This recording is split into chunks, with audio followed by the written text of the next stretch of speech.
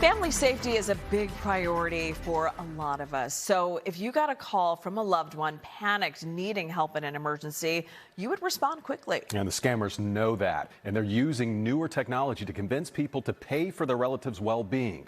A grandmother in South Philly tells NBC10's Responds Tracy Davidson how it happened to her so others don't become a victim.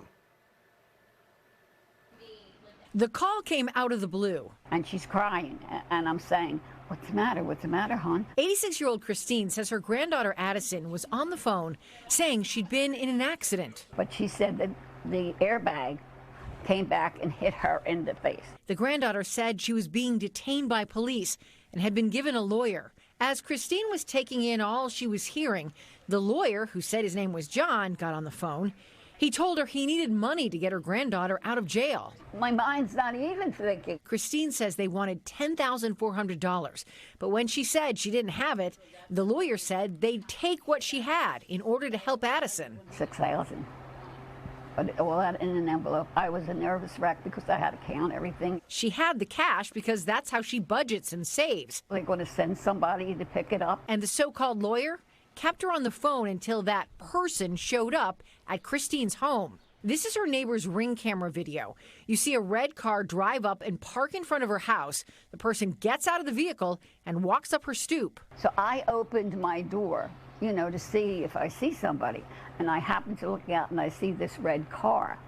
And I'm saying to myself, I wonder if this is the person. It was. And he told her why he was there. I'm here to pick up the package. Christine told him to write a receipt for the cash. She says he gave her this. Then, minutes after he left, Christine learned the truth. Her grandson, who lives next door, told her Addison was at work and was just fine. I actually broke down because, you understand, it was just so much emotion, and I started crying. He goes, "It's all right, Graham, it's all right." Christine had become a victim of the grandparent scam. It's been around for years, where the criminals pretend to be grandchildren in trouble, calling for help.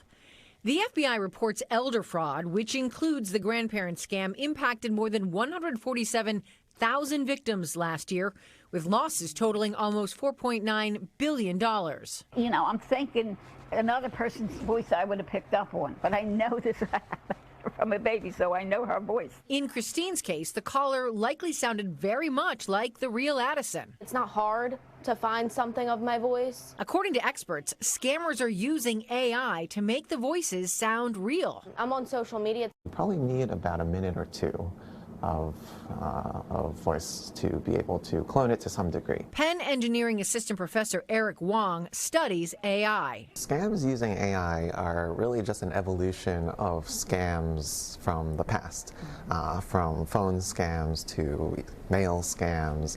The AI really just makes things more scalable and more realistic. Tracy Davidson, NBC10 Responds.